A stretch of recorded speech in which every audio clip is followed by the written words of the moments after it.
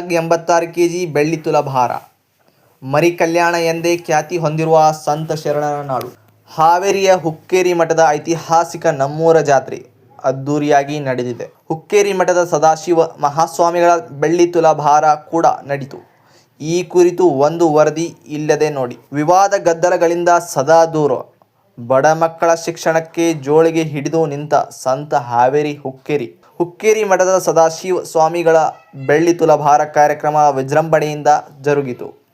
ಹಾವೇರಿ ನಗರದ municipal high school ಮೈದಾನದಲ್ಲಿ ನಡೆದ ಕಾರ್ಯಕ್ರಮದಲ್ಲಿ ಸಂಸದ ಮಾಜಿ ಸಿಎಂ ಬಸವರಾಜ ಬೊಮ್ಮಾಯಿ, ಬಿಜೆಪಿ ರಾಜ್ಯಾಧ್ಯಕ್ಷ BY ವಿಜೇಂದ್ರ, ಸಚಿವ ಶಿವಾನಂದ ಪಾಟೀಲ್, ಡೆಪ್ಯೂಟಿ ಸ್ಪೀಕರ್ ರುದ್ರಪ್ಪ ಲಮಾಣಿ ಸೇರಿದಂತೆ ಹುಬ್ಬಳ್ಳಿ 3000 ಮಠದ ಜಗದ್ಗುರುಗಳ ಸೇರಿದಂತೆ ಹಲವು ಗಣ್ಯರ ವಿವಿಧ ಸ್ವಾಮೀಜಿಗಳು ಭಾಗಿಯಾಗಿದ್ದರು. ಬಡ ಮಕ್ಕಳಿಗಾಗಿ ಉಚಿತ ಪ್ರಸಾದ ನಿಲಯ ಕಟ್ಟಿಸುತ್ತಿರುವ ಸದಾಶಿವ ಸ್ವಾಮೀಜಿಗಳ ತಮಗೆ ಮಾಡಿದ ಬೆಳ್ಳಿ ತುಲಾಭಾರದ ಬೆಳ್ಳಿಯನ್ನಲೇ ಪ್ರಸಾದ ನಿಲಯ ಕಟ್ಟಿಸಲು ವಿನಿಯೋಗಿಸುವ ನಿರ್ಧರಿಸಿದ್ದಾರೆ. ಹೀಗಾಗಿ ಭಕ್ತರೆಲ್ಲ ಸೇರಿ ಗಣ್ಯರ ಸಮ್ಮುಖದಲ್ಲಿ ಅದ್ದೂರಿಯಾಗಿ ಬೆಳ್ಳಿ ತುಲಾಭಾರ ಮಾಡಿದರು.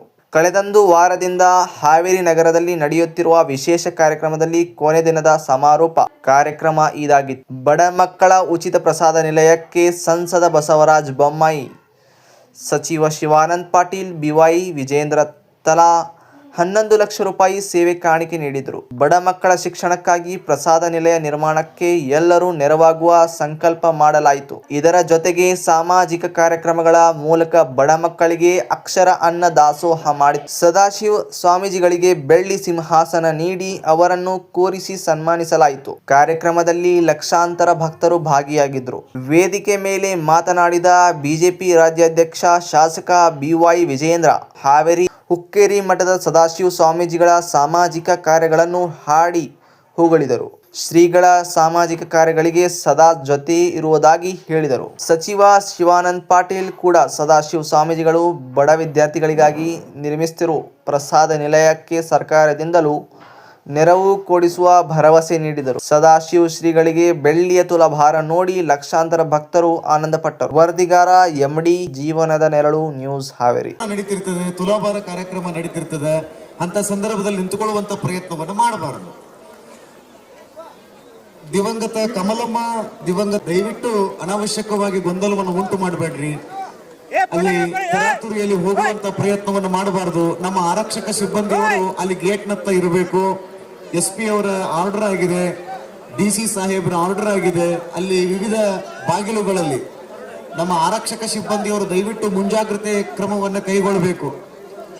ನೋಡಿ, ಒಂದು ಧಾರ್ಮಿಕ ಕಾರ್ಯಕ್ರಮದಲ್ಲಿ ದೊಡ್ಡ ಪ್ರಮಾಣದಲ್ಲಿ 50,000ಕ್ಕೂ ಅಧಿಕ ಜನ ಗಂಟೆ ಆಗ್ತಾ ಬಂದಿದೆ. ಹೀಗಾಗಿ ತಾವೆಲ್ಲರೂ ಅತ್ಯಂತ ಶ್ರದ್ಧಾ ಭಕ್ತಿಯಿಂದ ಕುಳಿತುಕೊಂಡಿದ್ದೀರಿ. ಸಣ್ಣ ಸಣ್ಣ ಮಕ್ಕಳನ್ನ ದಯವಿಟ್ಟು ನಿಮ್ಮ ಹತ್ರ ಜೋಪಾನವಾಗಿಟ್ಟುಕೊಳ್ಳಿ. ನಿಮ್ಮ ಬೆಳ್ಳಿ ಬಂಗಾರದ ಆಭರಣಗಳನ್ನ ಜೋಪಾನವಾಗಿಟ್ಟುಕೊಳ್ಳಿ. ಇದೀಗ ಬೆಳ್ಳಿ ತುಲಾಭಾರ ಕಾರ್ಯಕ್ರಮ ನೆರವೇರ್ತಾ ಇದೆ. ಮುಂದೆ ಕುತ್ಕೋಬೇಕು. ಮುಂದೆ ಯಾರು ಇಲ್ಲಿ ಡಯಾಸ್ ಮುಂದೆ, ವೇದಿಕೆ ಮುಂದೆ ದಯವಿಟ್ಟು ಯಾರು ನಿಂತ್ಕೋಬಾರ್ದು, ಕುತ್ಕೊಳ್ರಿ. ಇಲ್ಲಿಂದ ಕೂತ್ಕೋಬೇಕು. ದಯವಿಟ್ಟು ಕಾರ್ಯಕ್ರಮದ ಔಚಿತ್ಯವನ್ನು ಹೆಚ್ಚು ಮಾಡ್ರಿ. ಗುರುಗಳಿಗೆ ಇದೀಗ ಬೆಳ್ಳಿಯ ತುಲಾಭಾರ ಕಾರ್ಯಕ್ರಮ ನೆರವೇರ್ತಾ ಇದೆ. ಒಂದು ಗುಂಜಿ ಬೆಳ್ಳಿಯನ್ನು ಕೂಡ ಬಡ ಮಕ್ಕಳ ಕಲ್ಯಾಣಕ್ಕಾಗಿ ವಿನಿಯೋಗ ಆಗ್ತಾ ಇದೆ ಅಂದ್ರೆ ನಾವೆಲ್ಲರೂ ಜೋರಾದ ಚಪ್ಪಾಳೆಯನ್ನ ತಟ್ಟುವುದರ ಮೂಲಕ ಗುರುಗಳಿಗೆ ಗುರುವಂದನೆಯನ್ನ ಸಲ್ಲಿಸೋಣ. ನೀವು ಹೇಳ್ಬಿಡಿ ಸರ್. ಈ ಕಡೆ ಫೋಟೋಗ್ರಾಫರ್ಗಳು ಹಿಂದೆ ಬರ್ರಿ. ಫೋಟೋ ಕೆಳಗೆ ಕುತ್ಕೊಂಡು ನೋಡ್ರಿ, ಫೋಟೋ ಕೆಳಗೆ ಕುತ್ಕೊಂಡು ನೋಡಿರಿ. ಅಲ್ಲಿ ದಯವಿಟ್ಟು ಮುಂದೆ ಕುತ್ಕೊಳ್ರಿ. ಡಯಾಸ್ ಮುಂದೆ ದಯವಿಟ್ಟು ಶರಣರು ಕುತ್ಕೋಬೇಕು.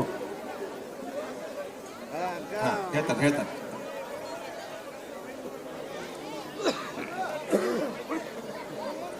ಇಲ್ಲಿ ನೋಡ್ರಿ, ಇಲ್ಲಿ ವೇದಿಕೆ ಮೇಲೆ ಅಣ್ಣವರ ಕುತ್ಕೊಳ್ರಿ ಪ್ಲೀಸ್. ಅಲ್ಲಿ ಹಿಂದೆ ಕಾಣಲ್ಲ, ಇಲ್ಲಿ ಮುಂದೆ ನಿಂತ್ಕೊಂಡಿರುವಂತವ್ರು. ಅಲ್ಲಿ ನೋಡ್ರಿ, ಹೆಲಿಕ್ಯಾಮ್ ಇಲ್ಲಿ ಏನು ಡ್ರೋನ್ ಮೂಲಕ ಅಲ್ಲಿ ಎಲ್ಲ ಕ್ಯಾಪ್ಚರ್ ಮಾಡ್ತಾ ಇದ್ದಾರೆ.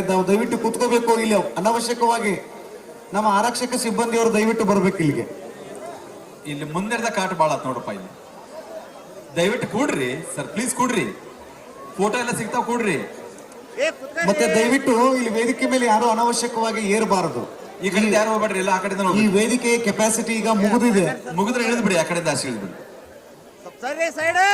ಆ ಕಡೆಯಿಂದ ಇಳಿದು ಬಿಡ್ರಿ ದಯವಿಟ್ಟು. ಅಣ್ಣ ಅದು ಆ ಕಡೆಯಿಂದಾನೆ ಇಳಿದು, ನಿಮ್ಮ ಹೆಸರು ಹೇಳ್ಬಿಡಿ ಸರ್. ಸರ್ ಹೆಸರು ಹೇಳಿ ಅಜ್ಜಾರ.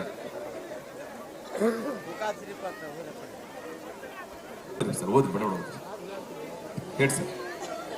ಪರಮ ಪೂಜ್ಯ ಶ್ರೀಮನ್ ಮಹಾರಾಜ ನಿರಂಜನ ಜಗದ್ಗುರು ಮಹಾನೀಯರೇ, ಈಗ ನಾನು ಬೆಳ್ಳಿ ದಾನಿಗಳ ಲಿಸ್ಟನ್ನು ಹೇಳ್ತೀನಿ. ಬೆಳ್ಳಿ ದಾನಿಗಳು ಬಂದು ತುಲಾಭಾರಕ್ಕೆ ಬೆಳ್ಳಿ ಸೇವೆಯನ್ನು ಸಲ್ಲಿಸಿ ಪರಮ ಪೂಜ್ಯರಿಂದ ಆಶೀರ್ವಾದವನ್ನು ಪಡೆಯಬೇಕಾಗಿ ವಿನಂತಿ. ಒಂದ ನಿಮಿಷ, ಮೊದಲಿಗೆ ಸೂಚನೆಯನ್ನು ಕೊಡ್ತೇವೆ.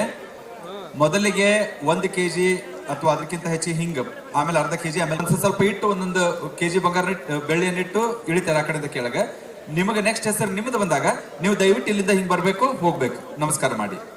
ಒಬ್ಬೊಬ್ಬರಾಗಿ ದಂಪತಿಗಳ ಸಮೇತರಾಗಿ ಬರಬೇಕು. ಅಲ್ಲಿ ಲಾಸ್ಟಿಗೆ ನಿಮ್ಮ ಮಾಡಿಸ್ಕೊಂಡು ಹಂಗೆ ಕೆಳಗಿಳಿಬೇಕು. ಸರ್ ಓದಿ ದಯವಿಟ್ಟು. ಈಗ ಬಂಗಾರ ಇಟ್ಟು ಬೆಳ್ಳಿ ಇಟ್ಟರು ದಯವಿಟ್ಟು ಆ ಕಡೆಯಿಂದ ಇಳಿದು ಬಿಡಿ. ಮೊದಲೇದಾಗಿ ಮುಂದೆ ಹೇಳಿ ಹಾಗಿದ್ರೆ ಮುಂದೆ ಹೇಳಿ. ಹಂಗೆ ಶ್ರೀಯುತ ರುದ್ರಪ್ಪ ಲಮಾಣಿ ಅವರು ಉಪಾಧ್ಯಕ್ಷರು, ವಿಧಾನಸಭೆ ಮತ್ತು ಶಾಸಕರು ಹಾವೇರಿ, ಇವರು ಬೆಳ್ಳಿ ಸೇವೆಯನ್ನು ಮಾಡಬೇಕಾಗಿ ವಿನಂತಿ. ಹಾ ಆಗ್ಲಿ ಸರ್, ಹಂಗೆ ಮುಂದೆ ಕೂತ್ ಹೋಗ್ಬಿಡಿ. ಶ್ರೀ ಕಾಂಗ್ರೆಸ್ ಕಮಿಟಿ ಶ್ರೀ ಶಿವರಾಜ್ ಸಜ್ಜನ್ ಮಾಜಿ ಶಾಸಕರು, ಶ್ರೀ ವಿರೂಪಾಕ್ಷಪ್ಪ ಬಳ್ಳಾರಿ ಅವರು, ನೆಕ್ಸ್ಟ್ ಶ್ರೀ ಹೇಳಿ. ವಿಜಯ ಮಹಾಂತೇಶ್ ದಾನಮ್ನವರು ಜಿಲ್ಲಾಧಿಕಾರಿಗಳು, ಶ್ರೀಮತಿ ವಶೋಧ ವಂಟಗುಡಿ ಜಿಲ್ಲಾ ಪೊಲೀಸ್ ವರಿಷ್ಠ, ಶ್ರೀಮತಿ ರುಚಿ ಬಿಂದಾಲ್. ಹಾ ನೀವು ಮುಂದೆ ಮೂವ್ ಮಾಡ್ರಿ ಅವ್ರನ್ನ. ದಯಮಾಡಿ ರಾಜಣ್ಣ ಅವರು, ಶಿವರಾಜ್ ಸಜ್ಜನ್ ಸರ್ ಮುಂದೆ ಕಳಿಸ್ಬೇಕು. ಬೇಗ ಬೇಗ ಕಳಿಸ್ಬೇಕು ಅವ್ರು. ದಯವಿಟ್ಟು ನಮಸ್ಕಾರ ಮಾಡ್ಕೊಂಡ್ ಲೇಟ್ ಆಗುತ್ತೆ, ಸಮಯ ಆಗಿದೆ. ಮತ್ತೆ ಹಿಂಗೆ ಬರ್ದಾರ ಹಿಂಗ ಹೊಳ್ಳಿ ಸರ್, ಹಿಂಗ ದಯವಿಟ್ಟು ಅಕ್ಕಾರ ಹಿಂಗ ನಡ್ರಿ ಸರ್ ನೆಕ್ಸ್ಟ್ ಕಳಿಸ್ಬೋದಾ? ಹಾ ಹಂಗಾಸ್ ಬರ್ರಿ.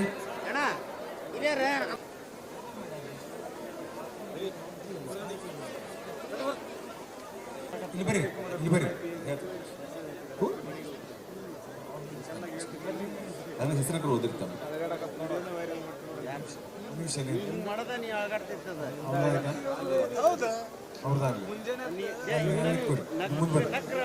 ಈಗ ಈಗ ಯಾವ ಫ್ಯಾಮಿಲಿ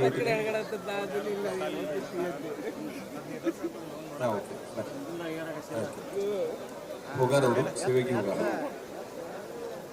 ಹುಗಾರ್ ಫ್ಯಾಮಿಲಿ ಸರ್. ಅಶೋಕಣ್ಣ ಬಂದಿಲ್ಲ ಅಕ್ಕರೆಲ್ಲ. ಹಾ ಶ್ರೀ ಅಶೋಕ್ ಶಿವಪ್ಪ ಹಿರೂರು ಮತ್ತು ಪರಿವಾರ ಸರ್.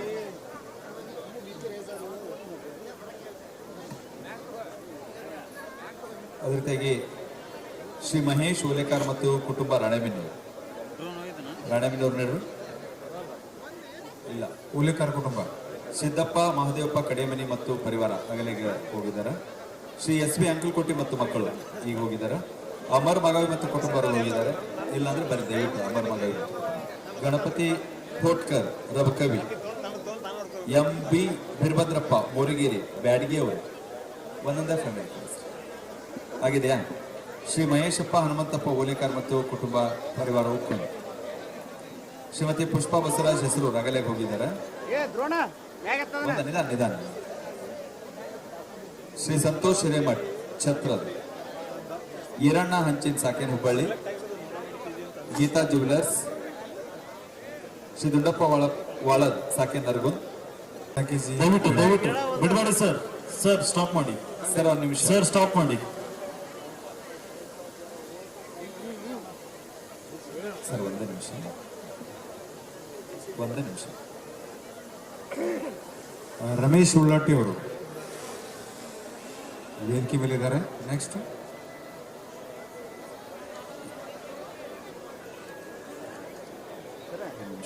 ಮಹಾದೇವ್.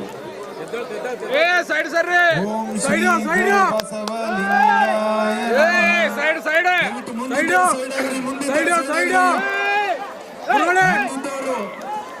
ಮುಂದಿದ್ದವರು ಸೈಡ್ ಆಗ್ರಿ.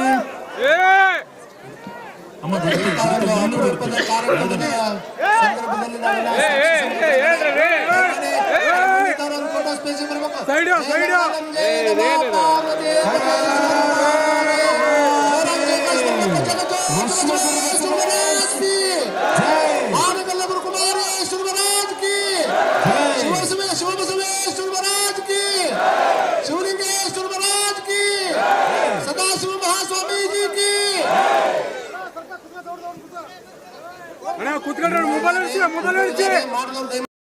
ಹಾವೇರಿನಲ್ಲಿ ಇಲ್ಲಿ ಸೇರಿರ್ತಕ್ಕಂಥ ಒಂದು ಭಕ್ತ ಸಾಗರ ಜನಸಾಗರವನ್ನು ನಾವು ನೋಡ್ತಾ ಇದ್ರೆ ಹುಕ್ಕೇರಿ ಮಠದ ಬಗ್ಗೆ, ಪರಮ ಪೂಜ್ಯರ ಬಗ್ಗೆ, ಸ್ವಾಮೀಜಿಗಳ ಬಗ್ಗೆ ತಾವಿಟ್ಟಿರ್ತಕ್ಕಂಥ ಒಂದು ಪ್ರೀತಿ ವಿಶ್ವಾಸವನ್ನ ಇವತ್ತು ತೋರಿಸ್ತಾ ಇದೆ. ನಾನು ಈ ಆವರಣಕ್ಕೆ ಬಂದಂತ ಸಂದರ್ಭದಲ್ಲಿ ಜನಸಾಗರವನ್ನು ನೋಡಿದಾಗ ಮಂತ್ರಮುಗ್ಧನಾದೆ. ಇಷ್ಟೊಂದು ದೊಡ್ಡ ಸಂಖ್ಯೆಯಲ್ಲಿ ಇವತ್ತು ಪರಮ ಪೂಜ್ಯ ಸ್ವಾಮೀಜಿಗಳವರ ಒಂದು ದರ್ಶನವನ್ನು ಪಡೆದುಕೊಳ್ಳಬೇಕು, ಅದೇ ರೀತಿ ಒಂದು ಬೆಳ್ಳಿಯ ತುಲಾಭಾರವನ್ನು ನೋಡಬೇಕು ಅಂತ ಹೇಳಿ ತಾವೆಲ್ಲರೂ ಕೂಡ ದೊಡ್ಡ ಸಂಖ್ಯೆಯಲ್ಲಿ ತಾವೆಲ್ಲರೂ ಕೂಡ ಸೇರಿದ್ದೀರಿ. ಬಂಧುಗಳೇ, ಇವತ್ತು ಜಗತ್ತಿನ ಅಮೆರಿಕ ದೇಶವನ್ನ ಜನ ಯಾತಕ್ಕೋಸ್ಕರ ನೆನೆಸ್ಕೊಳ್ತಾರೆ ಅಂತ ಹೇಳಿದ್ರೆ, ಅಮೆರಿಕ ಅಂತ ಹೇಳಿದ್ರೆ ಒಂದು ಆರ್ಥಿಕ ಶಕ್ತಿ, ಅದಕ್ಕೋಸ್ಕರ ಇವತ್ತು ಜನ ಅವರನ್ನು ನೆನಪು ಮಾಡ್ಕೊಳ್ತಾರೆ. ಜಪಾನ್ ದೇಶವನ್ನ ತಂತ್ರಜ್ಞಾನ ಅನ್ನುವ ಕಾರಣಕ್ಕೆ ಇವತ್ತು ಜಪಾನ್ ದೇಶವನ್ನು ಇವತ್ತು ಜಗತ್ತು ನೆನಪು ಮಾಡ್ಕೊಳ್ತದೆ. ಅಮೆರಿಕವನ್ನು ಕೂಡ ನೆನಪು ಮಾಡ್ಕೊಳ್ತಾರೆ, ಜಪಾನನ್ನು ಕೂಡ ನೆನಪು ಮಾಡ್ಕೊಳ್ತಾರೆ. ಇವತ್ತು ಭಾರತವನ್ನು ಕೂಡ ಜಗತ್ತು ಇವತ್ತು ಗೌರವವನ್ನು ಕೊಡ್ತಾ ಇದೆ. ಕಾರಣ ಏನಪ್ಪಾ ಅಂತ ಹೇಳಿದ್ರೆ, ಅಮೆರಿಕಗೆ ಆರ್ಥಿಕ ಶಕ್ತಿ ಆದ್ರೆ ಜಪಾನಿಗೆ ತಂತ್ರಜ್ಞಾನ ಅಂತ ಹೇಳಿದ್ರೆ, ಇವತ್ತು ಭಾರತದ ದೊಡ್ಡ ಶಕ್ತಿ ಅಂತ ಹೇಳಿದ್ರೆ ಭಾರತದ ಒಂದು ಆಧ್ಯಾತ್ಮಿಕತೆ. ಆಧ್ಯಾತ್ಮಿಕತೆಯ ಕಾರಣದಿಂದ ಇಡೀ ಜಗತ್ತಿನಲ್ಲಿ ಭಾರತ ಒಂದು ವಿಶಿಷ್ಟ ಸ್ಥಾನವನ್ನ ಪಡೆದುಕೊಂಡಿರ್ತಕ್ಕಂಥದ್ದು. ಸ್ವಾಮಿ ವಿವೇಕಾನಂದರು ಒಮ್ಮೆ ಹೊರದೇಶಕ್ಕೆ ಹೋಗಿರ್ತಾರೆ. ಹೊರದೇಶಕ್ಕೆ ಹೋದಾಗ ಆ ದೇಶದ ಒಬ್ಬರು ತತ್ವಜ್ಞಾನಿಗಳು ವಿವೇಕಾನಂದರನ್ನ ಭೇಟಿ ಮಾಡಬೇಕು, ಭಾರತವನ್ನ ಅರ್ಥ ಮಾಡ್ಕೋಬೇಕು ಅನ್ನುವ ಕಾರಣಕ್ಕೆ ವಿವೇಕಾನಂದರ ಕೋಣೆಗೆ, ತಂಗಿದಂತ ಕೋಣೆಗೆ ಬರ್ತಾರಂತೆ. ವಿವೇಕಾನಂದರ ಇದ್ದಂತ ಕೋಣೆಗೆ ಬಂದಂತ ಆ ದೇಶದ ತತ್ವಜ್ಞಾನಿಗಳು ಆ ಕೋಣೆಗೆ ಬಂದಂತ ಸಂದರ್ಭದಲ್ಲಿ ಮೂಲಿನಲ್ಲಿ ಪುಸ್ತಕಗಳನ್ನು ಜೋಡಿಸಿಟ್ಟಿರ್ತಾರೆ. ಆ ಪುಸ್ತಕಗಳನ್ನು ನೋಡ್ತಾ ಇದ್ದಂತ ಆ ದೇಶದ ತತ್ವಜ್ಞಾನಿ ಒಂದೇ ಸಮಯ ನಗದಕ್ಕೆ ಶುರು ಮಾಡ್ತಾರಂತೆ. ಆಗ ಸ್ವಾಮಿ ವಿವೇಕಾನಂದರು ಕೇಳ್ತಾರೆ, ಯಾಕೆ ತಾವು ನಗ್ತಾ ಇದ್ದೀರಲ್ಲ ಅಂತ ಹೇಳಿ. ಆಗ ತತ್ವಜ್ಞಾನಿಗಳು ಹೇಳ್ತಾರಂತೆ, ಸ್ವಾಮಿ ವಿವೇಕಾನಂದ್ರೆ, ನಾನು ತಮ್ಮನ್ನ ಭೇಟಿ ಮಾಡಿ ಭಾರತವನ್ನು ಅರ್ಥ ಮಾಡ್ಕೋಬೇಕು, ಭಾರತದ ಶಕ್ತಿಯನ್ನ ನಾನು ಅರ್ಥ ಮಾಡ್ಕೋಬೇಕು ಅಂತೇಳಿ